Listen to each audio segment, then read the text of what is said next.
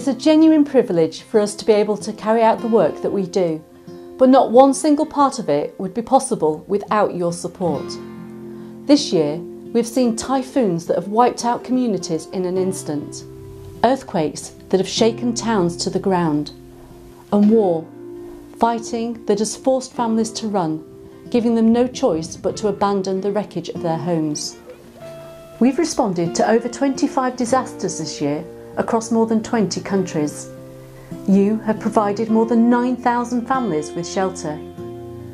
You have given each of these families the opportunity to live in comfort and the tools they need to help them rebuild their lives. Everything you're about to see was only made possible because of you. One of our first and largest responses this year started in December 2012 when Typhoon Bopha ripped through the region of Mindanao in the Philippines. It flattened trees and destroyed houses. The ShelterBox deployment to the Philippines in December 2012 again highlighted the vulnerabilities some people face in their own home. Joe Madanansil lived in a community on an island off the coast of Kinablangan when Typhoon Bopha struck. The wind was already very strong and I was alone in the house. And at around 12 to 1 o'clock, there was a blackout, total blackout. All the trees, the coconut were falling down. I just hid under my bed, and in 3 minutes, when I was already under my bed, the coconut fall on my bed. I thought I thought I would die. Since the typhoon hit, the island has been declared too dangerous to return to. Like many, Joe not only lost his home, but his land too. John Cordell is a ShelterBox response team member. He arrived in country shortly after the typhoon to assess the need.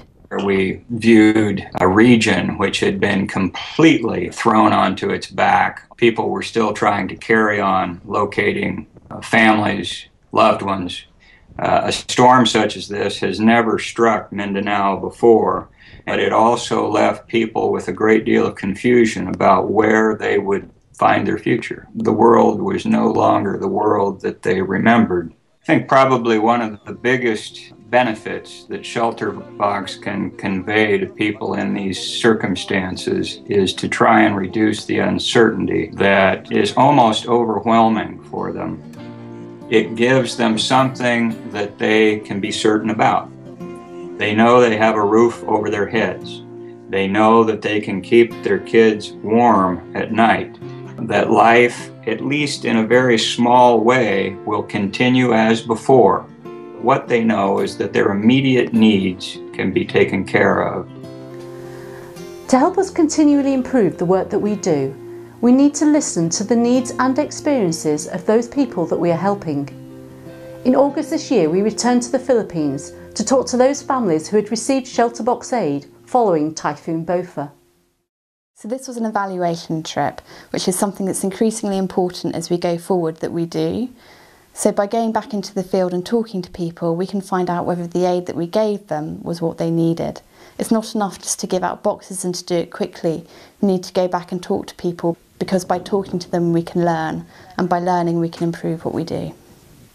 ShelterBox's new Chief Executive, Alison Wallace, was part of the team that met up with beneficiaries and took part in the study. We're in the middle of one of the camps set up by ShelterBox back in December. There's 40 families and tents left here out of more than 100. These people are still waiting to be relocated. There's real issues around whether they can clear land and whether they can afford to rebuild, and the access to building materials. People are still here, still in ShelterBox tents, over 6 months after the original typhoon. So that clearly speaks to the quality of the equipment that we're providing people in the ShelterBoxes. As a charity, it's really important that we're accountable, and we can ask ourselves 3 questions. Are we doing what we said we'd do? Are we making a difference? And are we doing the right things operationally and strategically? And it's only by going back into the field that we can get the answers to these questions. The conflict in Syria has been in and out of the headlines for the past 2 years, but since the first days of clashes, we've been looking for ways to help. As the fighting escalated, so too did our response. We began this by delivering aid in the neighbouring countries of Lebanon, Jordan and Iraqi Kurdistan. In Lebanon in particular, finding families and providing tents proved extremely difficult but incredibly rewarding. People think that this is the crisis now. In reality, it's not. This is just the start of it. Yeah. The real crisis will start to emerge, will start to happen when Damascus battles become really tough and you will have millions of people just leaving. It is now said that 1 in 10 people living in Lebanon is a refugee. This is a huge strain on the smallest of Syria's neighbours, and as thousands flee Syria, some refugees have little to greet them in terms of aid and assistance. We saw the refugees living in self-made shelter. They had to scavenge the material, used cardboard to put on the walls. Seeing these families living in this poor condition gave me goosebumps. The small children, they have been living there for a few weeks. The ops team at ShelterBox began planning the response back in August 2012. It has been a long and difficult process. In Lebanon, there's a real concern with helping refugees become an established part of the population. It's something that has led to civil war in the past. And for that reason, the Lebanese government hasn't decided to set up refugee camps, which means that you have a huge number of people needing services which can only be provided in a very decentralized way. Dividing a consignment of 700 tents meant that we were able to get very good spread across the country. It also meant that we only focused on the absolutely most vulnerable people. But doing that obviously meant that we needed a huge amount of manpower. Slowly but surely, with the help of 27 implementing partners, tents began to reach families. We met a family that received a ShelterBox tent a couple days before, and the family was so nice. They invited us into their new home. They made some coffee for us and they told us what it meant to get a ShelterBox, that it really made a difference. The mother, she just said, well, it's the first time after a few days I see my children smile again. Because, you know, they just have a good night of sleep and we can be together as a family here. And that just gives me such a warm feeling that ShelterBox really does make a difference and can help families to start building a family life again. Even from surrounding countries, delivering aid in Syria seemed unlikely. But earlier this year, an opportunity presented itself that changed that situation. Hey, hi, we're in the ShelterBox warehouse and we're packing today. We've changed our packs specifically for Syria. We've got mosquito nets, kitchen sets, solar light, ground sheets. Over here we've got blankets going in, water carriers, and we've also got family-sized tents. The next time this is opened it will be by a Syrian family getting this vital equipment. The families were seeking to help escape the fighting in the cities. We've had reports that up to 30 people living in a single tent, others are completely without shelter and they're sleeping under trees.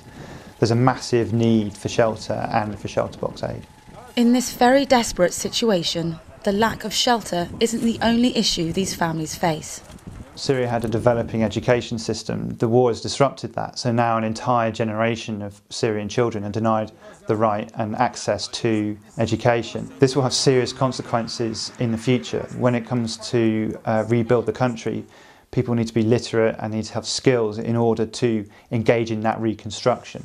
Thanks to our supporters, we have been able to provide Syrian families with the basic equipment they need to survive. Your support also means over 1,000 children have received educational resources so they can continue to learn. On a national level, education can help rebuild a country, but equally as important as that, on an individual level, it can bring a sense of normality to children as well. It provides an opportunity for routine and to meet and play with their friends. Seeing ShelterBox aid go into Syria itself wasn't the only success of its kind this year. Through our Rotary contacts, we were given the opportunity to enter and deliver aid in the Democratic People's Republic of Korea. The interesting thing of working in the DPRK is that it forces you to reevaluate the criteria for why we're there. The DPRK are not particularly popular in the world. They have a fiercely independent viewpoint. They are inward looking and hostile to some countries that may have raised funds for ShelterBox. So you think about, why are we there? Why are we helping these people? Typhoon Bopha hit the DPRK late summer, and it hit it very hard. The terrain funnels the winds down the steep valleys and directs it towards some of the towns, smashing and pushing over houses. I went out in January to oversee the distributions that had happened. The town leaders were at great pains to point out the damage that had been caused, how they were up against the elements and the conditions to repair. Houses that had literally been smashed in two, like a gigantic fist had just pushed over half the house. People were still living in houses where the ceiling was bowing down and was starting to cave in, but that was all that they had. So the destruction was really widespread and very obvious. And here we are in a village in DPRK Korea. Devastation that the typhoon caused smashed the buildings up. It's middle of winter, so repair is very, very difficult. And as we come around the corner, what do you know? We can see in the distance some ShelterBox tents. To see the tents actually being used way beyond what was expected in temperature, climate, international boundaries, to reach these people, it was a great relief and a great joy to me that we'd pushed as far as we could, and all the effort had been rewarded, and these people were actually getting everything that the donor had imagined when they gave the money to us and entrusted it to us, to take it beyond these borders, beyond these political problems, through the red tape, to get to the people that needed it. In all situations where we come across complex issues with aid distribution, you boil it down to its basic principles, and they are these people in need? Do they need shelter? Is there any help that's coming to these people? And can we work with them so that the most vulnerable people are getting the aid? And the answer to all those questions were favourable. So when it comes down to it, it is just people helping people. And the closer you get to the actual people in the tents and looking at their destroyed houses, these people are desperate. You don't live in a tent at -25 and below unless that is your only option. And if you think about it in its simplest values of people helping people who can't get help from anywhere else, then ShelterBox really, really does need to be there.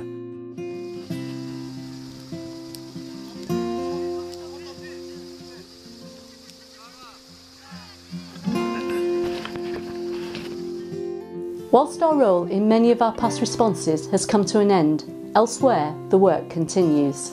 In Syria, the need for education grows each day, and most recently, your support has provided enough school packs for 370 Syrian children in Iraqi Kurdistan. During the making of this video, Typhoon Haiyan hit the Philippines. It caused utter devastation. The response from our donors was immediate, and this meant that within days we were able to start delivering enough aid to help thousands of families affected by the typhoon. The sheer scale of the damage caused means that our response in the Philippines is likely to continue for many months. We're only able to keep providing vital aid to families like those affected by Typhoon Haiyan because of your support. The final thing is to say thank you. Thank you from all of the families that you have sheltered this year, and from all of the children who now have the resources they need to learn. And of course, a huge thank you from us. Without you, it wouldn't be possible.